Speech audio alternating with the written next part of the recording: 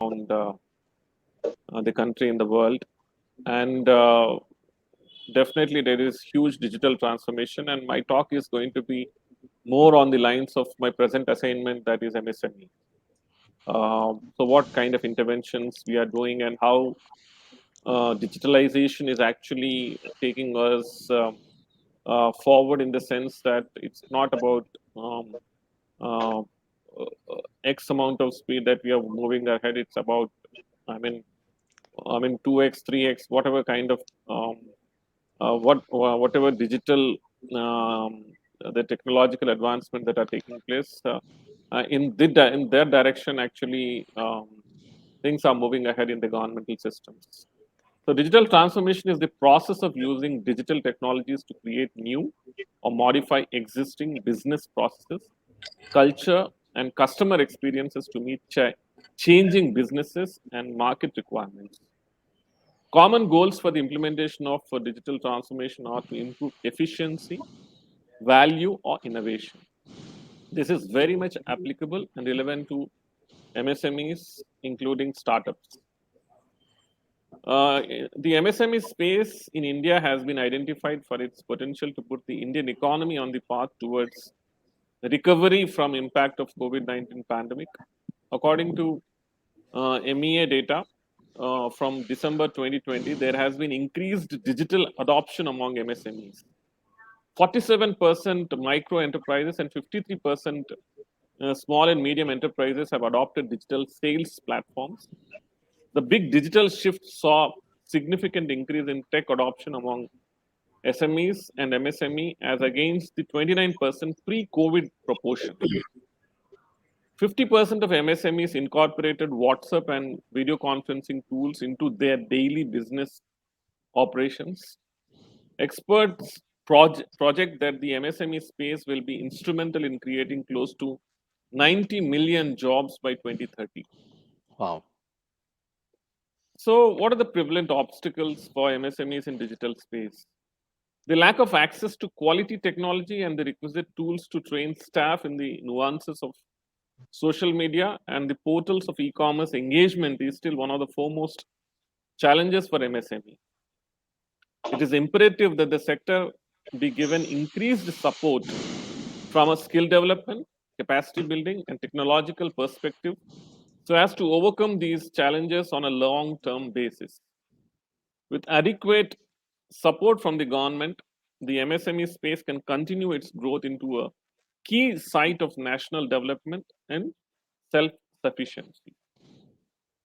So there are a lot of things that needs to be done in digital lending as far as MSMEs is concerned. In the recent years also, the emergence of fintech and especially digital lending has revolutionized the micro, small, and medium enterprises.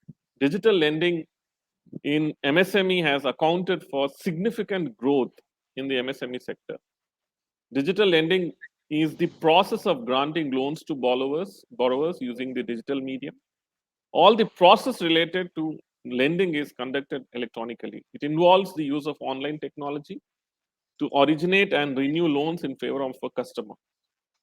Digital lending helps in quicker decision making and faster process of loan disbursal.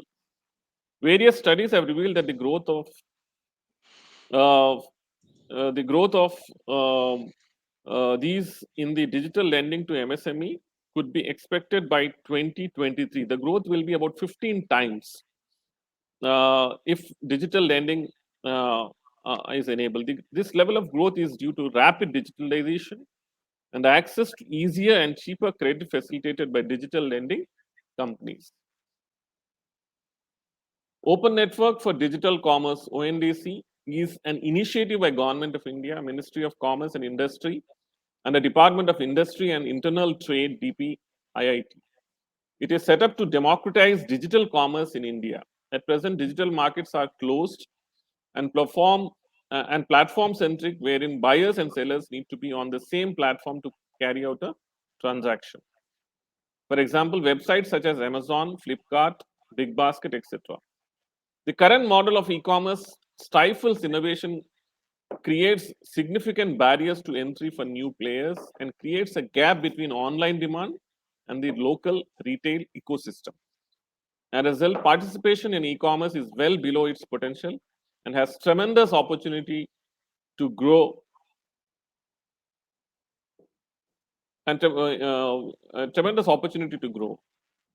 Open network for digital commerce, on the other hand, does not require that buyer and seller must use the same platform application to do a business transaction. Instead, it is a network-centric model where so long as platforms, applications are connected to this open network, buyers and sellers can transact irrespective of the platforms, applications they are using. In Madhya Pradesh, Department of Science and Department of Micro, Small and Media Enterprises, we are engaging various players to help MSME in digital space. For examples, we have collaborated with Walmart Vriddhi through its Walmart Vriddhi portal, which is helping MSME build in its capacity and train them to be part of digital market space. For startups, we are a new startup policy has been approved by the state government of Madhya Pradesh, and we are starting a startup online portal which will be integrated with Startup India portal of Government of India. The entire process for supporting startups will be digital under this.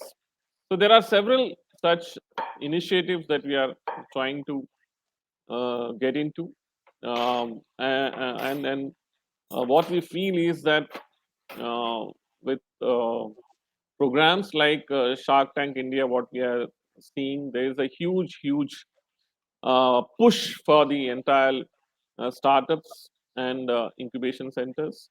And I see that this is the best time as far as India is concerned to put ourselves from a growth that we are envisaging to a growth that we want to actually take it forward. This is the best time, I would say, and startups in this country are going to revolutionize that kind of thing what we are expecting in coming days. So digitalization and digital transformation is definitely going to take us forward and ahead in the coming years. So I hope these kind of programs are going to definitely make us think, share, and enact such policies which will enable um, a lot of digitalization to happen and keep the digital first mindset in place. Thank you so much for giving this opportunity. Thank you, sir. Really appreciate your thoughts and your views. I have one question, sir, if I may, just before I go on to the next speaker.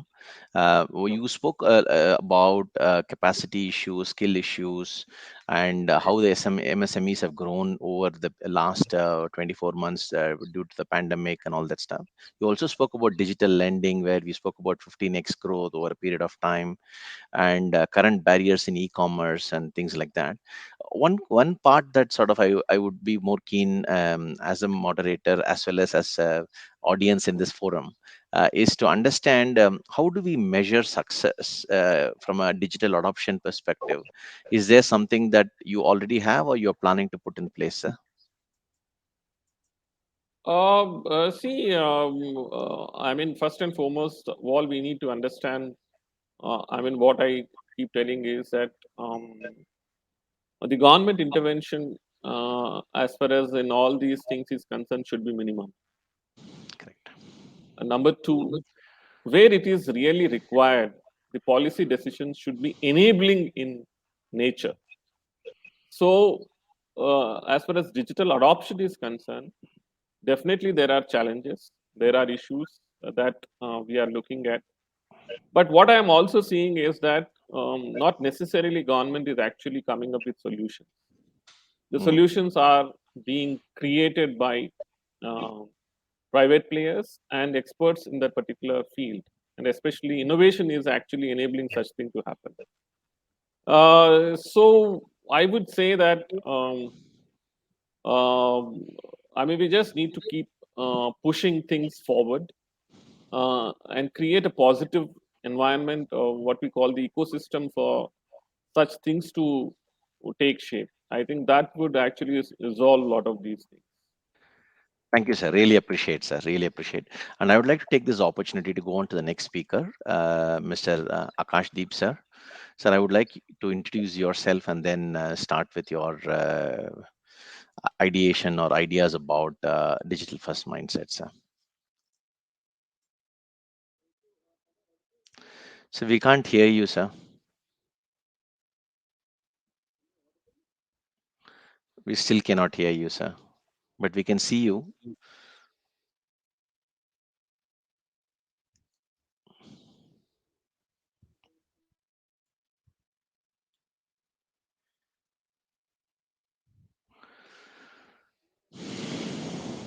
No, sir. Okay, I'll go to the other speakers and then I'll come back to you, sir. Thank you. Really appreciate that, sir. So I will go on with Sri Vinit Kumarji. I would request you to introduce yourself and give your perspectives on digital first mindset, sir. Thank you, Ashokji. Very good morning to all of you, all the panelists from Lucknow. Myself, Kumar Vinit. I'm an Indian Administrative Services Officer from Uttar Pradesh.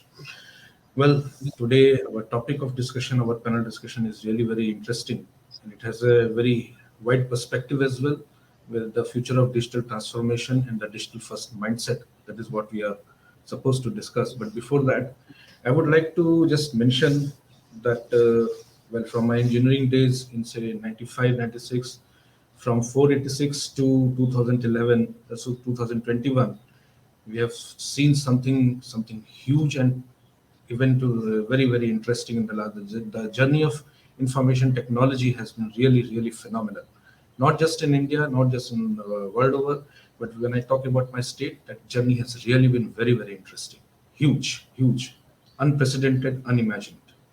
And now this situation that has come us, the situation that has been there in front of us in the last say, 2 3 4 years, particularly in the last 2 years, this has given another impetus to this journey, that the digitization or the information technology concept that we wanted to have in another, we were trying to perceive in another say 10 years, is what we are going to achieve in maybe another 2 months or 3 months or 6 months or maybe 2 years. So that is the level of escalation that we have. Once one of the teachers mentioned that the total amount of power consumption of the world in 1984 is equal to the total amount of power consumption that is actually required to retain the data that we generate from information technology. So that is Wow. phenomenal in the last 40 years what we have done, that what has information technology done to mankind. Well, when I talk about digital India and its unique journey in India, for me it is transformation of lives and livelihoods that we have seen at the grassroots. Socket telephone to entire thing on my smartphone. That is what I have seen in my lifetime, and I don't know what journey is going to What be in else is another. there? What else is there? So this change that has been powered by technology and the ingenuity in our Indian innovative system, I would say, is really phenomenal. And the same quiet revolution that is there in our heart, that is transforming of India into a digital India and the platformization story of India, that is what I'm really very in awe with. And then, of course, I would like to be a part of that system, and I'm happy that I'm a part of this phenomena for the last 1 year. Being a managing director of UP DESCO, I have been working with the different departments in Uttar Pradesh in collaboration with the information technology issues that are coming up. And that has given me a wide perspective of information technology, of course. Now, when I talk about mindset, so there are three levels of mindset that we comprehend. One is the government structure, the bureaucratic structure that we are in. As an officer, it is very difficult to change from typewriter to computers, and now it is very difficult to change from computers back to typewriters. So adaptation of technology, not just at the level of the highest mindset, but also at the level of the grassroots where it has to adopt actually. Second is the citizen-centric mindset. So the citizen that has to use these services need not necessarily go physically to adopt to those services. That has to be perceived and consumed by the citizen also. that yes, there is just a computer that can deliver me the services that I actually want to.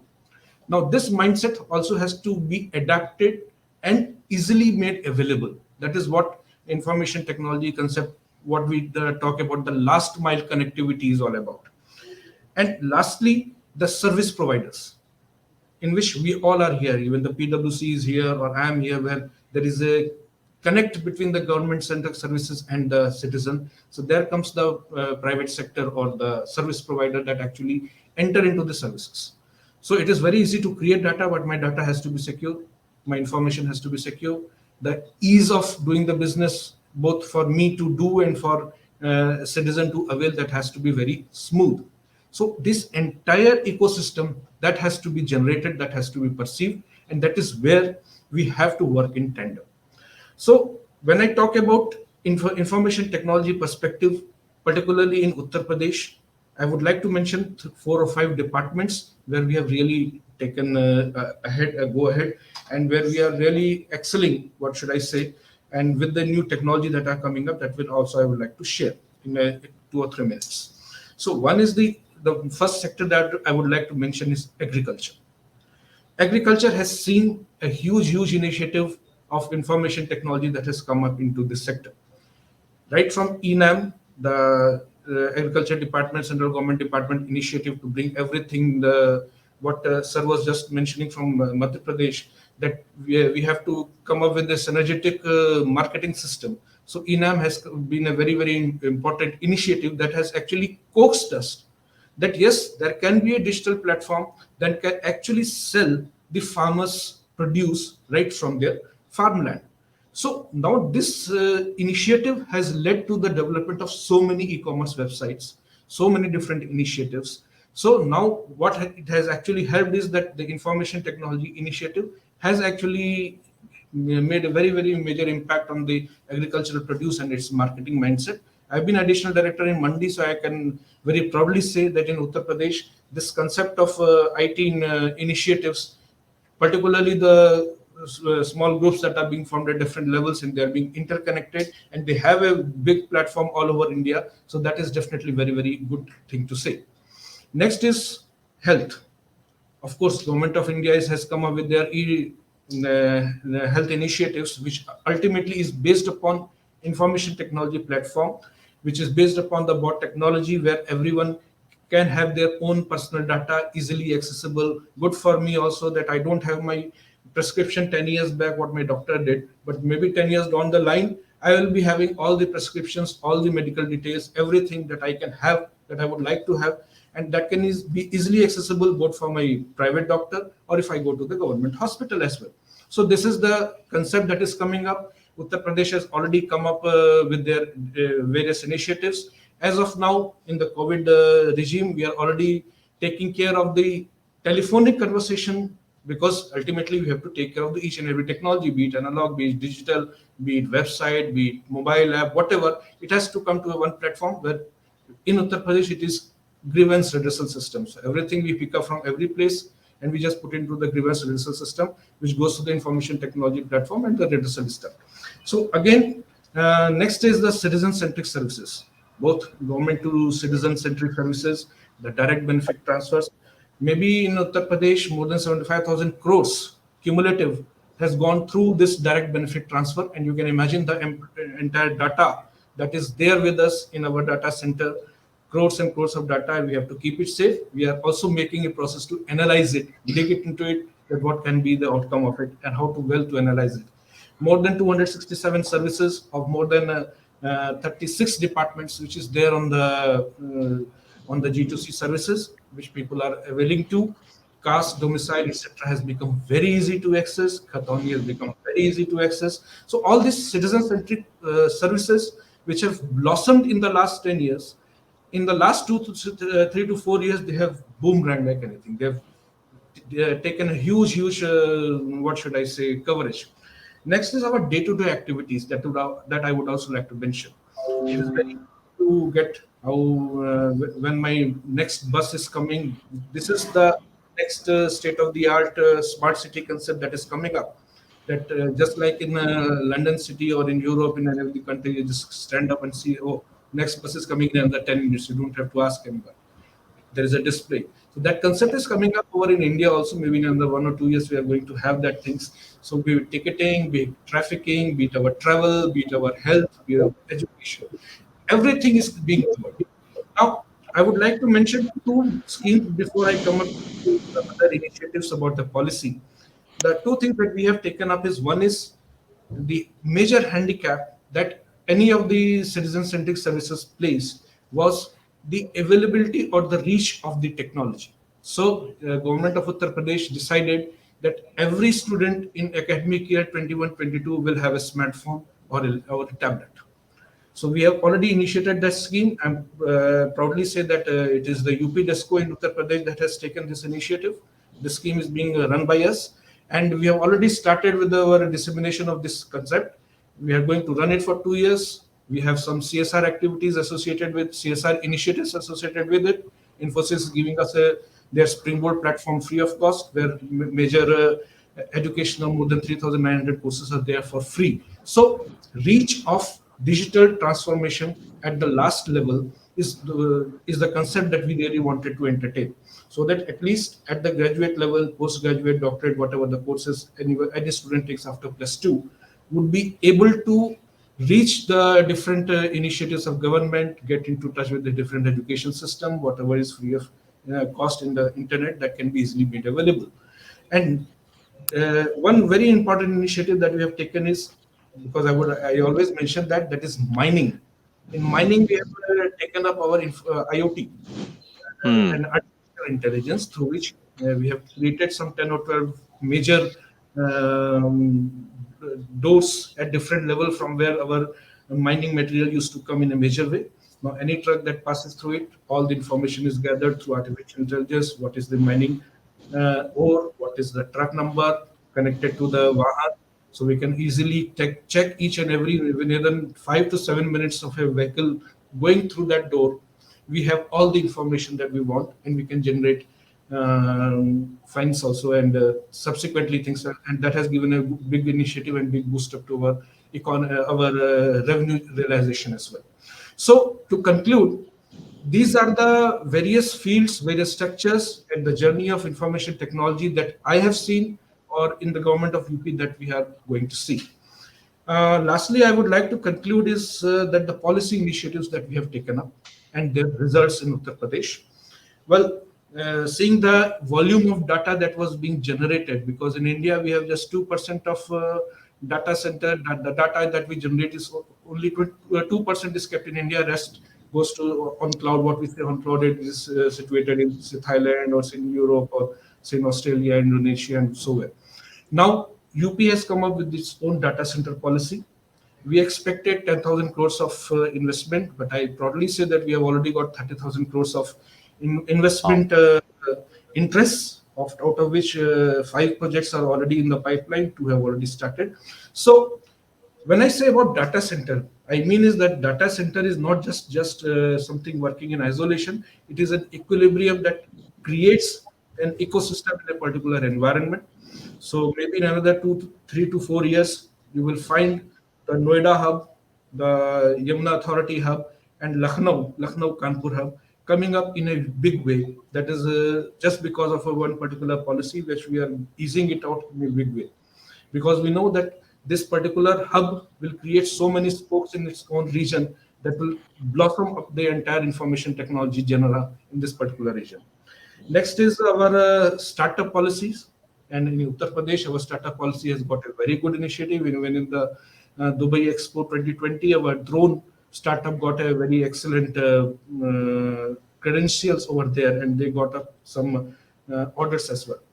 And lastly, our cybersecurity policy of Uttar Pradesh is also coming up, because we feel that the data security per se is very important, because we are creating huge volume of data. So we have to think about security as well.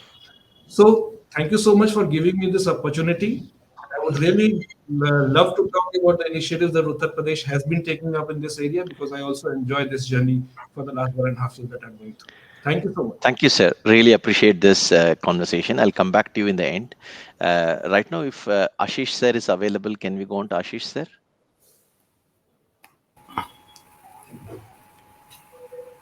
Ashish sir? I think so. Ashish is not there, so we can come to Akash, sir. Yeah, yeah, definitely. So Akash sir? Yeah, am I audible now? Yes, sir. You are loud and clear, sir. Okay. Sorry, I missed a little part because I had to move to another office because there was some technical glitch over there. So Okay. I missed that part of conversation. So I am Akash Deep and I'm Commissioner and Secretary Public Health Indian Department and looking after Jal Jeevan Mission in Swachh Bharat. And I'm also looking after IT department as director here in Government of Assam.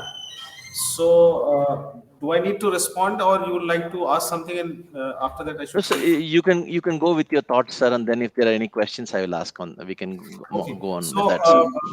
I heard Narahari sir and other uh, Mr. Vineet from UP. I must congratulate him. I was also there in UP. I hope he will be uh, aware of that for some time.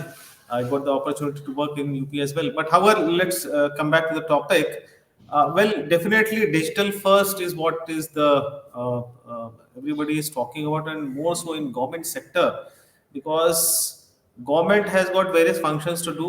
Narahari sir has very deeply elaborated the technical and the actual definition of being digitally transformed.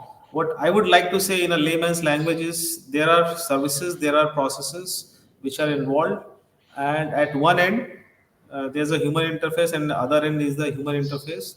The government to consumer model or government to government model or whatever you want to say, the processes in between we are going to transform it, and we are transforming it digitally, means using the digital platform, which ultimately will lead to the slogan which our honorable PM says, that minimum government and maximum No, governance. no. And that has to be achieved by way of using such technologies and digitally transforming the way we are doing things right now, because you have to touch so many lives using such information IT tools. So in this regard, government of Assam is also taking a lot of steps and has also taken a lot of initiatives.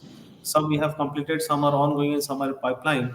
If I categorize the government functions, which everybody is aware of, is like government to citizen services, or government to business, or government to business model, or the government to government interface, or government to employee interface. We have got several initiatives taken in these different verticals or sectors. For example, in Assam, for if I say government to government initiative, we have started what is called as e-office system to make our secretariat in the first phase, subsequently the directorates and field offices, and then thereafter the districts to become paperless, so that the everything is done on a platform where all the files and all the important decisions are taken through this method. And we are very hopeful. We have launched this mission, and we'll be completing it. I think many of the government institutions in government of India and other states have already done it. In fact, when I was in UP, they already implemented it e-office system in their secretariat. We are a little late to start this here in Assam, but we are hopeful that within a short span of time we'll be achieving this paper less office here in Assam, which will be an achievement, because it will definitely help in disposing of the matters quickly and efficiently, and unnecessary piling up of files and important papers would be definitely avoided. Because for behind every file there is a face, there's a human being, at least one human being, or even more than that, which we believe is in the SAM. So we should not see files as files. We should see that a human face, at least one human face is there. So that is number one. If I come to government to citizen, we have taken a lot of initiatives here as well. We have launched RTPS portal and RTPS mechanism, which is an aggregator here in Assam, which aggregates all the government to citizen services and bring all these services into one platform. And there are at present 44 services which we have notified, including from revenue, including from transport department and other regulatory departments, primarily in the first phase, which consumers or the citizens has to go or has to have interface very often. And we see that wherever there's a human interaction or human interface in between, there are chances of satisfaction and dissatisfaction, more so of the latter part. So to achieve that neutrality, that efficiency, that removing that interface as much as possible in processes is concerned, we are very much into it. This right to public services is a concept here, which also is being used in other states. I think Punjab and other Maharashtra, where the services are to be provided in a time-bound manner. And beyond that, if it goes, then it has to be explained, and there are subsequently penal provisions also being put into. So this is going to be a very, very milestone step here, especially for the northeastern region of the country, because such initiatives are also need of the hour in this part. Because generally it is seen that we are like little behind from what is going on in the other part of the country, but not so anymore. We have in the leadership of our honorable CM, he is very dynamic, and he is constantly pursuing these matters from us. Another could be one success story, rather I'll say, is the ROW portal system, which we developed for granting permissions for erecting these towers, mobile communications, and laying of fibers for the communication channels here in Assam, which was very much emphasized by the government of India, especially by Department of Telecommunication, because we still lag in many areas where the communications, the mobile connectivity or the digital connectivity is not so very good. So for that, there are a lot of permissions required, especially from the forest and revenue department. And we know that the forest cover is much more, and getting forest clearance is a very, very Very daunting difficult. task. We try to give a one platform solution to this, and I'm very happy to share that almost 80 to 90% applications which were earlier were lying in different offices have now been disposed and granted permission as per the rules. So this is what we have done. If I say government to businesses or the entrepreneurs, then we have ease of doing business portal here, where different licenses, different fees, different taxes, different informations are given in one platform solution to give an investment friendly and investment facilitation could be done in a better way. This that also encompasses around 70 to 73 services here in Assam. I think 70 to 73 services. Uh, 70, 72 to 73 services of different industrial requirements, and that is also a very huge success in Assam. If I talk about government to employee, again, there are so many matters, especially to employees. For example, the leave matters, the training matters, their disciplinary matters. They generally lie for a long period of time. They don't get promotions, they don't get increment. A lot of mismanagement, a lot of inefficiency was there. So to address that, we are going to launch EHRMS. This project is in pipeline, where it will be a total solution for employees as far as government is concerned, starting from their date of appointment and date of superannuation. All the matters, including leave, encashment, medical, disciplinary proceedings, training, everything will be taken care of. Government of India has already done it in phased manner in some of the departments, and that we are imbibing in our. We are trying to also implement here in Government of Assam. Uh, and also we have one online solution known as Kritagyata, which is used for those who have attained superannuation for their pensionary requirements and their benefits. And our honorable CM is very much into these online solutions and doing things digitally, because he has launched several missions in between to address public grievances, for example, and to address land revenue issues. He recently launched mission Vasundhara, where the land related disputes and grievances were collected online, and then they were disposed and processed through online, and ultimately it is still going on. We are getting a overwhelming response here. So this definitely shows that there is a need there. In fact, the time has come where we have to move to digital platforms, digital solutions, to give services, to give give permissions, whatever. I mean, at one side there's a service provider, an authority, and human interface, and the other side also a consumer, a businessman, a citizen who is seeking the services or demanding the services. So this has the bridge has to be very robust, very transparent, very neutral, and that only then we can we can expect the satisfaction level of our citizens will rise. So yes, definitely, digital first is what is the need of the hour as per our vision of our honorable Prime Minister. Thank you. Thank you, sir. Really appreciate this, sir, and thanks for moving to another room to sort of ensure that we hear your thoughts and ideas. Really appreciate that, sir. Thank you. Thank you. And in the interest of time, I'll quickly move towards Shri B. Sundar. Sir, would you like to introduce yourself and share your thoughts? Yeah, thank you, Connect. Am I audible? Yes, sir. You are audible. We can see you as well, sir. Yeah. Thank you once again for giving me this opportunity to articulate on the digital vision of AP. Not only the vision, but what we have achieved, our lessons, so on and so forth. I was able to be a part of this discussions panel of the previous two for lack of some other engagement, due to some other engagement, was not able to be a part of this discussion right from the beginning. Anyway, I will take around 8 to 10 minutes.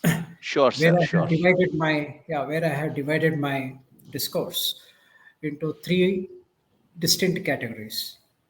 One, when we talk about digital first, the ITC department in our state, just like in many other states of our country, are tasked with certain core work, very very core, which we cannot shelve on to other departments. And what are our best practices there, and what should we do going forward? That will be one. The second is it is interlinked with the first. If we do not take enough care to build our core competency in this, then there is every possibility that the department in dealing with IT and electronics, there will be a possibility of large leakages and cost savings and less scope for cost savings. The reason why I'm bringing out here the issue of cost savings is the IT software resources that is deployed, not only here, but the world over, to quantify their resource and tie it up with their resource rate is not a task that is easily done. Unless the bosses know what exactly the IT resources do, it is very easy for the IT resources that is employed by the state to become a huge white elephant. And this will happen beneath the carpet, while all the things that are hyped about, like the employment of artificial intelligence, the employment of geospatial software, all this appears very good, and it appears as if there is a demand for those services by the citizens. What actually happens and what actually lurks behind is the huge leakage of essential resources meant for inclusion and development that will be siphoned off by the IT industry. So that is one area where we have to, and thirdly, the third aspect which I will be talking, and which I've always been fond of talking about in forums like this, is the capacity building part, and how we plan to move forward on this. So beginning with the first, any IT department in the state of our country, the essential task, okay, it is maintaining internet bandwidth for all the offices, the secretariat, right up to the mandal level. To give you a sense of the numbers, okay, we have around 700 mandals spread over something like the geographical area of Andhra Pradesh, which runs around 1,000 plus kilometers from end to end, north to south, and around 450 to 500 kilometers across. And to ensure that there is a essential internet bandwidth for the basic running of mandal offices. From the state headquarters, you have an internet link running to the district headquarters, from the district headquarters to the mandal, and from the mandal, it branches off to the other offices. If we do not have digitalization there at the grassroots, then whatever we are doing in the district headquarters and the center will fail. So that means we will require a very robust internet link. And as I have analyzed and seen, most of the states we use tend to use uh, P2P, that is point to point contact for this vital internet linkage. And the speeds also vary. For example, the secretariat, because it is situated in the capital, because there are network efficiencies, we are upwards, we are approaching the gigawatt speed there. So the applications are cool, the applications are fast, there are no hang-ups and so on and so forth. But when we move down to the district level, the speed dwindles down to something like 20 Mbps, which is just about required for a normal student to undertake his or her activities in a typical college, like browsing, sending emails, surfing for content, watching movies, so on and so forth. When you go down to the mandal level, the speed further dwindles down to something like 6 to 8 megabits per second, and this will not be uniform throughout the day. And remember, much of our work, the Anganwadi workers, the health workers, the sanitation workers, they are all there, and we have given them smartphones and things to fill up their apps and send all the data to us. So here, if we are not strong, and here, then the entire talk about digital first falls flat. So to first alleviate this, we switched on to one more protocol called the MPSS, the multi-point switching protocol, which puts in redundancy. Okay? The mandal need not be routed through the district to reach the secretary. So it can take hold of multiple contacts, redundant contacts, to send the network even at 8 Mbps, which itself was a big achievement. My predecessor panelist talked about towers. It's a very essential part. Here too, the TIPA, the Telecom Association of India, they are very articulate body headed by very seasoned telecommunication officers from the Indian Telecom Service. They have been constantly engaging with us for help in laying towers across the length and breadth of the state. Now, here is another problem which is not well articulated in forums like this.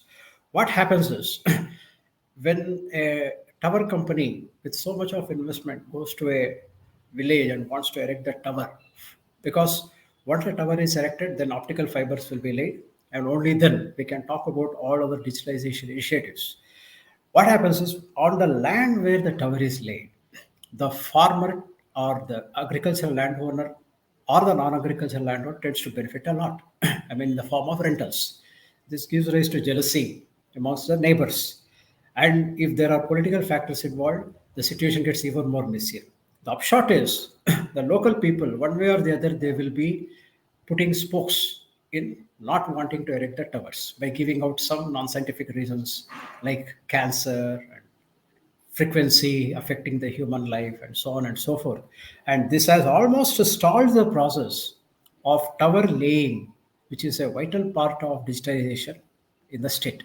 So this requires concerted and coordinated effort, not only from the ITSC department, but also from other line departments who are involved in the right-of-way rules like Panchayat Raj, Road and Building, Forest, district collectors, superintendents of police. I have talked to SPs for convincing the local politicians, for convincing the local people that the tower is a public good. It is meant for everybody.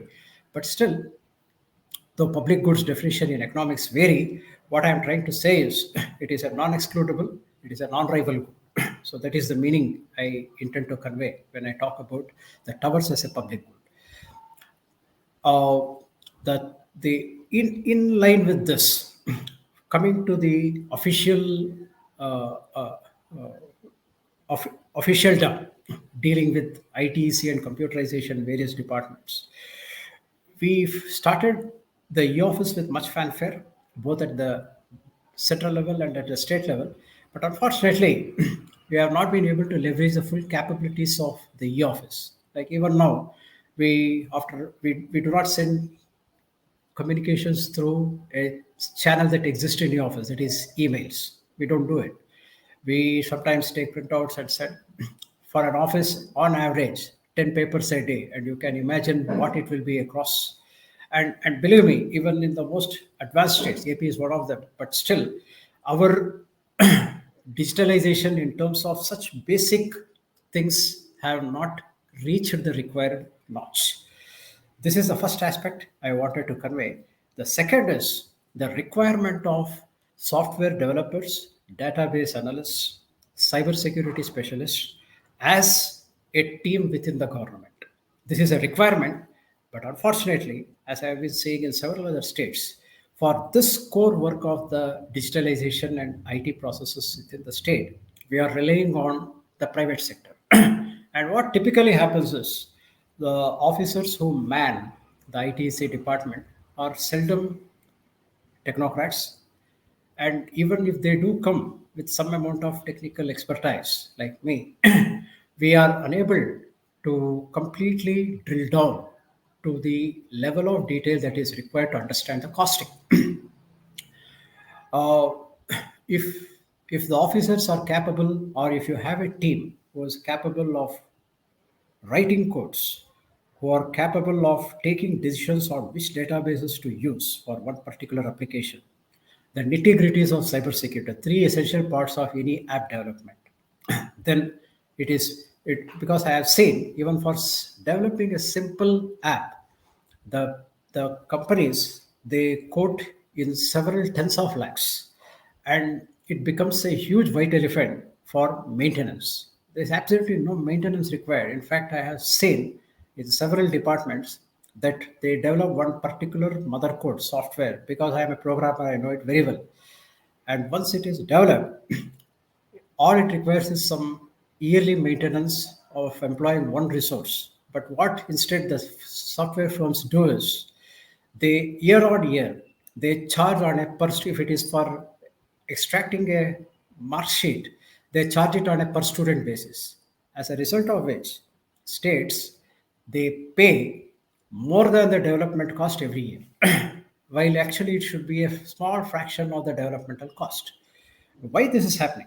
That is because we have not, our departments are full of project managers, special generalists, people from KPMG, people from other consultancy firms who know nothing about the basic coding, who know nothing about these things, but they are very good at presentations, they are very good at articulation, and completely lack in core competencies. This we have changed. At least the last few years, we have tried to change the scenario by having very good people who really, if the department knows whom exactly to take, then half of the problem is solved. But unfortunately, we have taken quite some time in coming to this stage, at least in our state and several other neighboring states too. Why I am stressing on this point is this can become a huge drain on the requirement of resources, because even after employing for the past 8 years, I have seen the SDG rankings of our state, of our country. We have remained more or less stagnant. In fact, we have gone down quite a lot. Except for the national e-government rankings, where we compare between states, where there is some improvement. But when we compare ourselves globally, we do not stand much despite such huge spends. This directly links to my third aspect, which is capacity building. That is, it is not just the citizens with whom we should be talking about capacity building. It is our own people, that is government officers, who should be constantly trained, who should be constantly encouraged to keep with training aspects, so that the best practices we understand. In fact, I'll just quote a very small example. We have a municipality here which has a huge legacy of human waste. that human waste contains animal feces, human feces, discarded mass used by people, and so on and so forth. And one of the important tasks of dislodging that human faces is the estimation of the dry waste. And to estimate such huge amounts of dry waste is not an easy task. And manual estimates, that is employing labor and trying to come out with some kind of a crude exercise, they estimated it's something around 1.5 lakh tons. So one and a Oh, half lakh tons logistics required for ferrying this. That is a huge cost, and that is how the tenders go.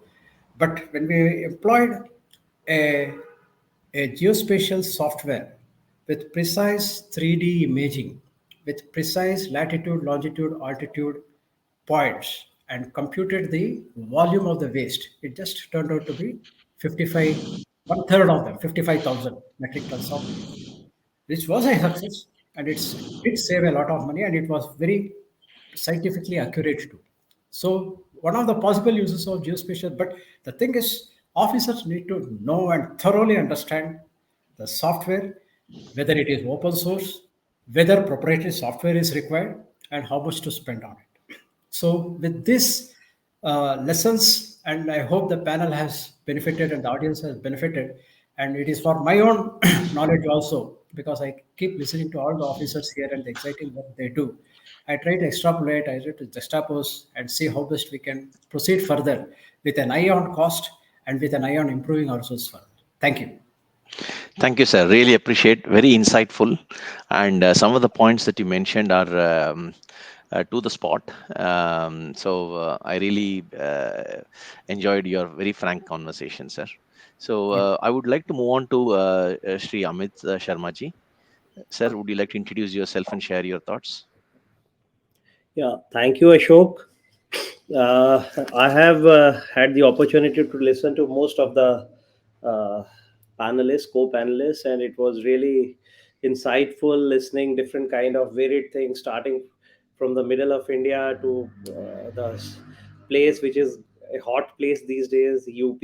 Our friend Vineet is there, and then Ashok sir, Akash sir from Assam. So varied opinion, and Mr. Sundar. So in fact, coincidentally, we have been meeting quite often, although on virtual mode only these days in a lot of conferences. So it's always great to have a knowledge sharing kind of thing, and I'm really happy that today we all could actually talk about what we think about the ongoing digital transformation mission. Yeah, regarding myself, like I have had the opportunity. I am from the Jammu and Kashmir Administrative Service, and I have had opportunity of handling a few departments as head of department, as well as I was administrative secretary IT also some time back, and at present I am CEO JNK Governance Agency. In fact, this I have been handling for some time now, and like I was MD JNK Sidco, I was the director food civil supplies here. I was director land records, regional director land and records and survey, and then a similar kind of a lot of other. I have handled transport also, transport sector. I was special secretary transport. Then other core, I think sectors like which are primary sectors. I have the opportunity. I was special secretary, animal sheep husbandry and fisheries, and then even I've handled revenue as additional secretary, and I have had the opportunity to be SDM at very far flung places. A very remote area, Dudu Basantgarh in Jammu Kashmir in district Udhampur, which is actually touching Himachal on one side and Bhadrava on the other. Like, and there we launched first official website. That area is very Wow. dear to me still. Amongst all subdivisions in JK, long back, I'm talking like around 12 years back, 9 to 11, I was, and that actually got even CSI Niland Award for remote that IT initiative in a remote area. And actually my journey towards IT started from there, and then I went on to specialize in e-governance from IIM Indore. I was there for 1 year. I did my specialization, and I had the opportunity even to work with guys like you. Like I took on board, like I was for 21 weeks with Ernst Young, I Okay. was with them during my, you see, that 21 weeks, that internship, and we created a lot of JK specific solutions. And we gave even a presentation to the then CM of JK during that Okay. ongoing course only, with all the EY team from all the heads from the nation rolling alongside with me. And I can say it with pride and honor, like those solutions, most of those solutions are the light of the day. So that is an achievement of a sort, like Aadhaar linkage with, you see, what you call that POS, and the food civil supplies machines, and many such things, like we took initiative. And I would say that in the whole of the discussion today, I was listening to Akash sir, and most of the things, like we are almost parallel. So most of the things have already been detailed. Like this is how the journey is happening in Jammu Kashmir, especially after we became a UT in 19. And at present situation, like we are into EHRMS, like already we are running through with it. And we are into so many of such initiatives. Yeah, e-office, we can say that we are ahead. And proudfully I can say that last year only we implemented successfully e-office in all the government departments and civil secretariat, and now we are 100% paperless in Wow. J&K. Yeah.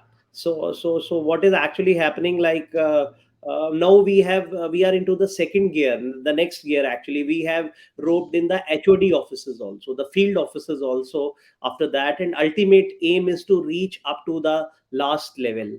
We have to actually go in for what you call ultimately taking people to a level, like we will be taking it to the grassroots, the field level. To the field level, we'll be taking it to a level where we will actually help and contribute and take e-governance to the last mile user. So what I mean to say, like we are into so many of things and processes, and I expect, I hope I am available. Yes, sir. Yeah, okay. Yeah, because calls are coming in between. Just a second, huh?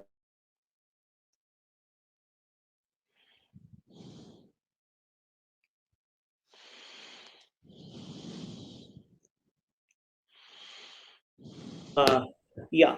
So what I'm trying to say, that at present, like we are looking forward to a very good campaign in Jammu and Kashmir, which is like on the pattern of Digital India. We are going to go for Digital Jammu and Kashmir.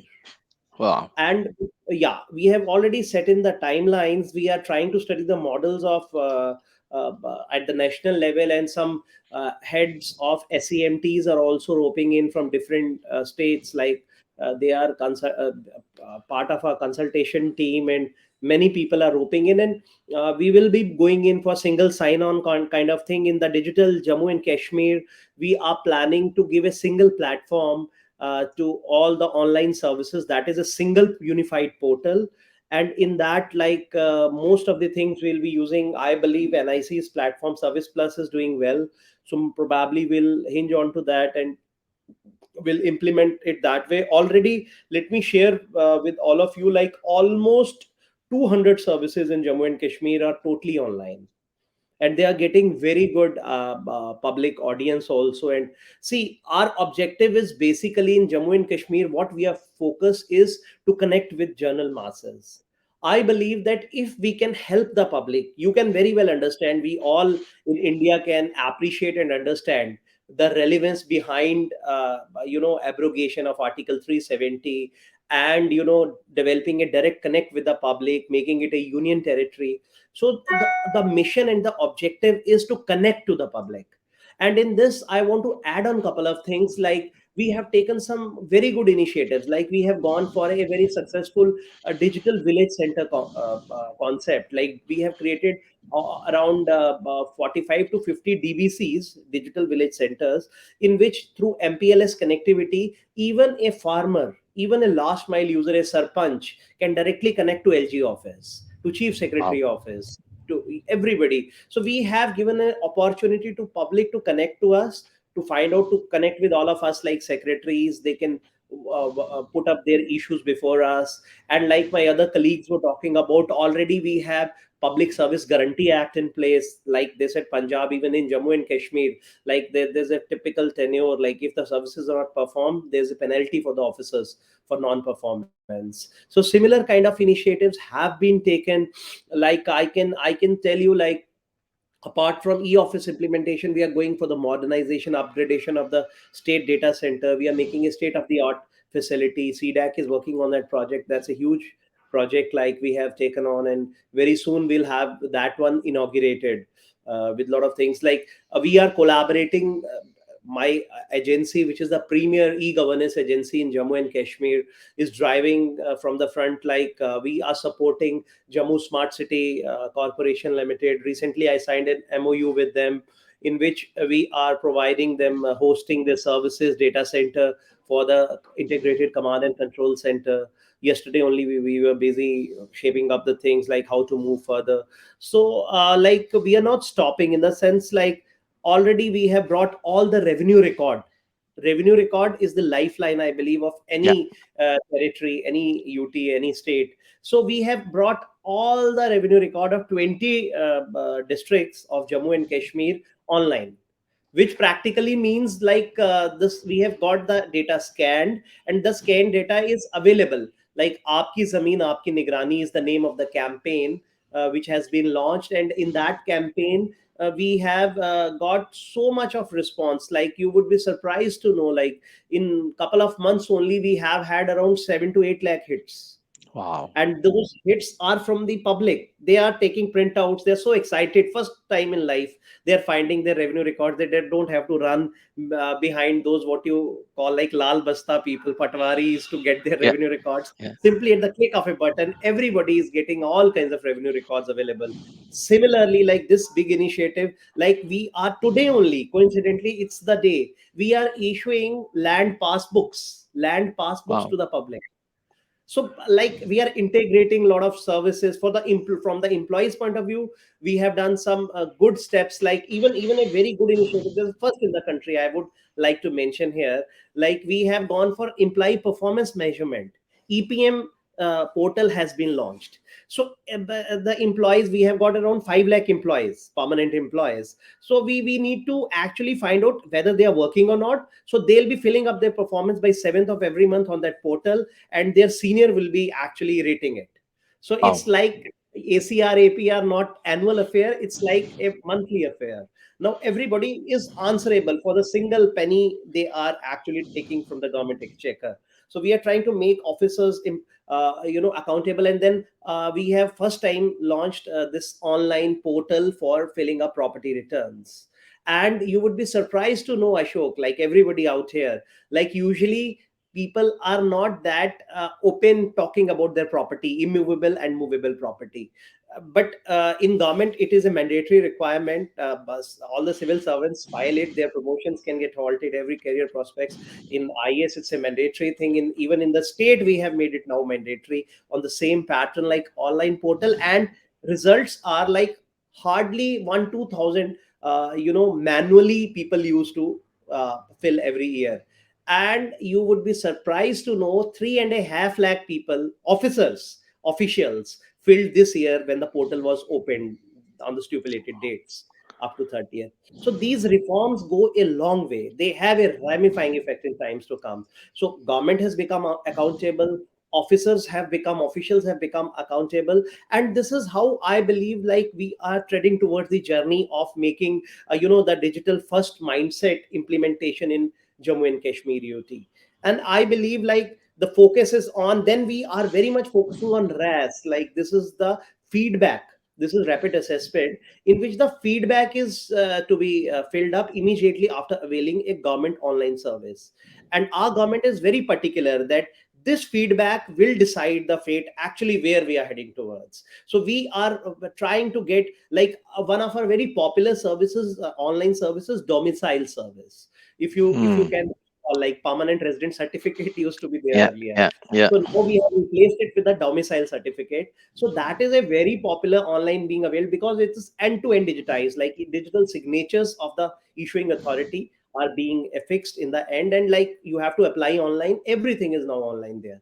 So those things have brought about a sea change, because I remember when I was SDM some 12 years back, you had to put manual finger stamped, that had no authentication. Like if you put in your fingerprints and all that, that has no authentication. Now Aadhaar is linked with that, everything Aadhaar authentication. So we're trying to link maximum, and we are working on a very good concept, like along this common application form we are working on, like for all the services, and we may link Aadhaar to it. Then first second column, name, address and all, everything will be automatically filled up.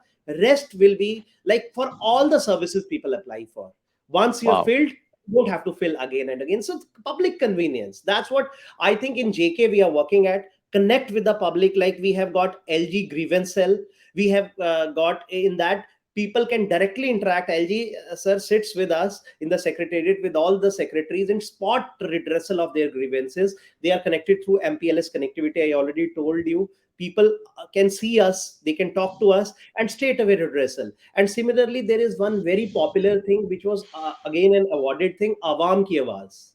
It is similar kind of e-gov initiative, like on the pattern of, you can say, little bit like Man Ki Baat of Honorable PM, or LG's Awam Ki Awaaz, in which he connects with the on the ongoing current major issue happening in the UT. And then we collect data. We did do a lot of data analytics. It's not like simply connecting with them. Homework is done, like they raise their questions, all the queries. We do the data analytics, and when our honorable LG address public through radio, through Prasar Bharati or whatever, Facebook and whatever, we have got different social networking channels, tweets and all. So we actually connect and answer the queries of the public and address them through this. It's a Wow. monthly series and it's very successful in the UT. So our idea is to make systems so much robust, so much foolproof. Like luckily we don't have any government in place, that way we can say, I don't say negative about it, but like systems will be so robust, like in future if somebody comes, they Comes can't in, fiddle it'll be with it. easier for them. Yeah. Yeah, people will become addictive to technological interventions like transparency, that they won't allow those things to go roll back to the old practices. No files, no file chup gaya, file gum ho gaya, file is not there, sahab ka mood nahi hai. Those things are over now. These things are of the things of the past in Jammu and Kashmir. So we have moved much ahead, and I am proudfully telling it, like I would compliment like Fahim, his team, and all such people who are taking a lead from the front. These kinds of activities do really help. These Correct. kinds of, we in fact, I just held in October only, we had a digital transformation conclave for Jammu and Kashmir. We were the lead partners, and we took it, and most of my colleagues who are sitting here had also participated in it. Grateful to them for that. So this way, actually, the true picture is coming out, like what was there in the past some couple of years back and what we are today. And I am sure that when such kind of wonderful national level conclaves and things are being organized, will be organized in future, we'll have much more to share. But again, list is exhaustive. I know time is short. Maybe next time when we talk, I'll have much more stories and some case studies with all of you to share, like how JNK has moved to level next, and how confidence of the public has increased due to these big digital transformation steps we have taken, and how digitally these things have completely done a major reform regarding what we the topic of the day today is the digital first mindset, which JNK is very much on for. And thanks to all of you for giving a patient hearing to what actually I just shared today. Thank you, sir. Very insightful. And it's so glad to hear that things have changed so drastically in 2 year period. And you've Yeah. touched upon extremely critical initiatives around land records, revenue records, domicile, which are actually the livelihood and And even the. CCTNS data, I'm sorry, I have brought Wow. all the police data. Wow. Everything is available online at the click of a Wow. button. So this is Wow. the added police data, revenue data, everything is online That's on my awesome, state. sir. Really, really appreciate and hope to see J&K coming on top of all of these initiatives, sir. Yeah, In the looking interest of forward. time, I would move to the last speaker, Prasun. You want to go ahead, Prasun? Thanks for your patience. We can't hear you. We can't hear you. Sorry, I think I put myself on. Am I audible now? Yes, yeah, you're audible. Go ahead. Okay. Thank you, Mr. Ashok, first of all, for inviting me and allowing me to participate in this esteemed panel. I really appreciate the opportunity. I would not take much time. Essentially, as far as I'm concerned, I've worked in the technology area for digital data security and other associated fields for roughly around 20 years in various organizations. And currently, I am looking after same initiatives from a technical side in Thales for Asia, Pacific, and Japan. And our organization, Thales, has been present in India since 1953. And essentially, we have many interests in India that we have participated in, technologies and skill development in India that we have participated in various different sectors, aerospace, defense, etc. I'm proud to say that currently, through all these efforts, we are today in a place where we are able to export roughly around 800 crores worth of products and services from India to countries all across the world. We have three center of excellence, engineering and excellence in India. One in Noida, another in Gurgaon, and third, the largest one in Bangalore.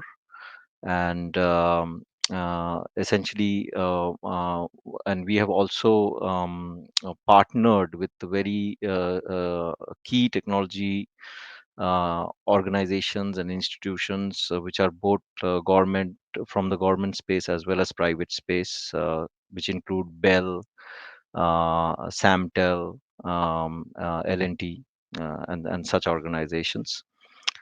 So we have an incredible amount of investment, both in people, technology, and personnel in this country, which we are actually trying to grow over a period of time. When it comes to digital, our presence in the digital space, we actually have a business which almost sources 80% of its technology from India, called Digital Identity and Security, DIS. And uh, we develop services, products, solutions from India that is consumed globally all across the world. Um, Digital transformation is a very important development for us. All across the globe, we have seen this phenomena. And while it has given rise to technologies that include shared platforms, shared services that allow multiple tenants to make use of a shared infrastructure to develop their or accelerate their digital transformation journey. What we have seen as an organization is more of a request to be able to hold its own sovereignty. Different organizations, different governments, different companies have decided to work with us very closely so that they can maintain their own digital sovereignty and data sovereignty in this shared space. And that is where we spend most of our efforts and R&D on. Um, the shared economy, the digital shared economy, obviously has multiple benefits. Economics of scale, faster acceleration of different services because of a shared pool of resources that everybody can consume. People who can easily model their services based on others who have already done the same. But at the same time, when it comes to data and digital sovereignty, it's there does not exist too much of technical innovation in that space as of now. Most of the countries that I have worked with, essentially, at least at a policy level, have focused largely on resource localization to achieve this. So they have either tried to create their own infrastructure at a cost, obviously, within their country's domains, and ensure that through at least policy, some of digital sovereignty can be established or maintained within their own geographies. But unfortunately, we have not seen, as an organization, and in fact the governments that we have worked with also have voiced out the same concerns, that although those are good to implement at a policy level, but very hard to enforce at a technical level. So that is exactly what we have been working on, and we have found a certain amount of success in that area. And essentially, what I feel is critical for us to achieve at the end of the day is to able to prove that such sovereignty can exist in a shared space, and be able and is enforceable, at least technically, so that everybody can trust this sort of evolution that we are seeing in common platforms, in cloud initiatives, etc., and make use of that cost benefit, and the ability to scale up really quickly and accelerate really quickly in our technologies without losing trust in that ecosystem. So that's in just what we are trying to do. Thank you, Prashant. Really appreciate that. In the interest of time, I think I'll hand it over to Fahim for his concluding remarks. Yeah. Thank you, Ashok sir. Thank you for sparing your time and all these speakers in this panel. It was really interesting talk and discussion around digital first mindset. And so actually we have got a small announcement. So after 2 years of digital conclave, so we'll be moving to the next edition, which will be a physical one. And it will be under the guidance and leadership of Amit Sharma sir, who is the CEO of Jakega. So we are doing our sixth edition of Digital Transformation Conclave in Srinagar in the month of May 20th. So we'll start with a small launch video of that conclave, and then Amit Shah will request you for a 5 minutes talk on that. So I'll request my backend team to play that.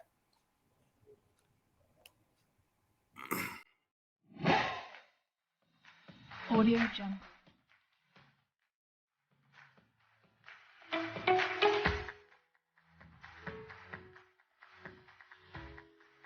Audio Jungle.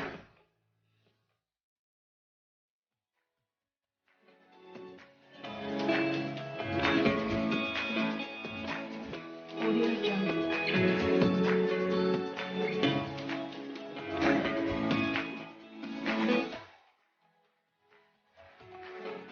Audio Jungle.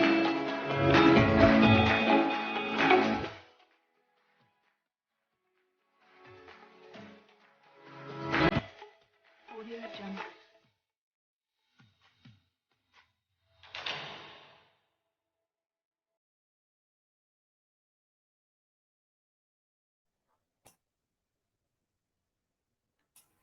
Amit sir, we'd like you to.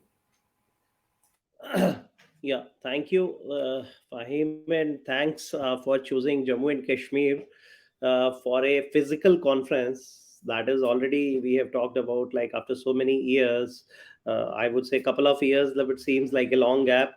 So you are going to organize a physical event, that too in I think the Valley of Kashmir. So it's a beautiful place to be. So I am very much sure that most of the officers will avail the opportunity, and from your forum or from this platform, I would extend a warm welcome through our Jammu and Kashmir e-governance agency, which is a host partner along with digital transformation team. And we would like to welcome all of you to Kashmir. I think I need not explain the reasons why you should be there in Kashmir. It has natural reasons to be there. the most beautiful, as it's known as paradise on earth.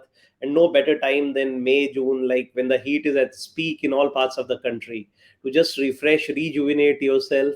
Come to Kashmir on the sidelines of this all important digital transformation conference. You will have an opportunity to just enjoy the Shikara ride on the Dal Lake, or even visit the beautiful mountains are in and around Gulmarg, Gandola, and even Pahalgam. The kind of beauty, every area, we have so many things to offer.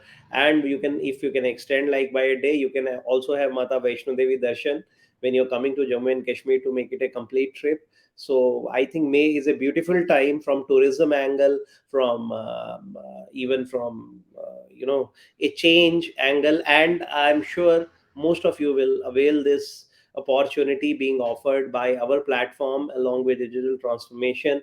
JNK e-governance agency extends you a warm welcome in advance. We will try to make your stay also comfortable, and that conference also very congenial and a knowledge sharing thing. The most important thing is, I my personal experience says, when knowledge exchange happens one on one, in person, like physical form, there is no alternative or parallel to it. Even if you all organize very good virtual conferences these days, but there is no second substitute to what happens in the physical conferences, because there we can have short meetings, we can have areas of our interest, we can catch hold of people, and you guys definitely help us to organize one-on-one meetings with all the relevant stakeholders. Knowledge exchange happens unlimited, like till the from the right from the time of beginning till its culmination. Like those the whole day you have a chance to be along with all the people. So I believe that it's a wonderful thing you all plan up. I think it's 20th of May we have planned it in Srinagar. So Yes. that time, most of the officers in Jammu and Kashmir, maybe some of your colleagues will be there.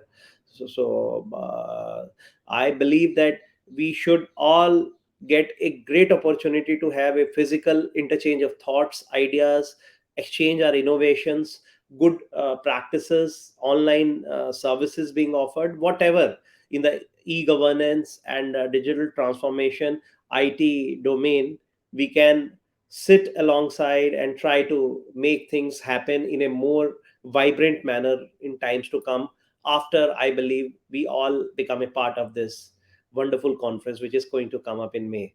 So once again, welcome to all of you. Looking forward to host all of you along with digital transformation team. Thank you. Thank you, sir. So with this, we'd like to end, but before that, we'd like to give a small token of appreciation, a digital memento to all our speakers. So we'll start with Mr. Amit Sharma. So my backend team, if you can. Thank you, Amit sir. Thank you. The next one for Prasun Srivastava, if he's there. Prasun, you're there? Thank you, Fahim. Thank you for this. you, Prasun. Thanks a And lot. the next one for Mr. P. Ashokkumar, who has done a tremendous job in moderating this great panel. Thank you, sir. Fahim. Thank you. Thank you. We'd like to end this now. Thank you. Thank you.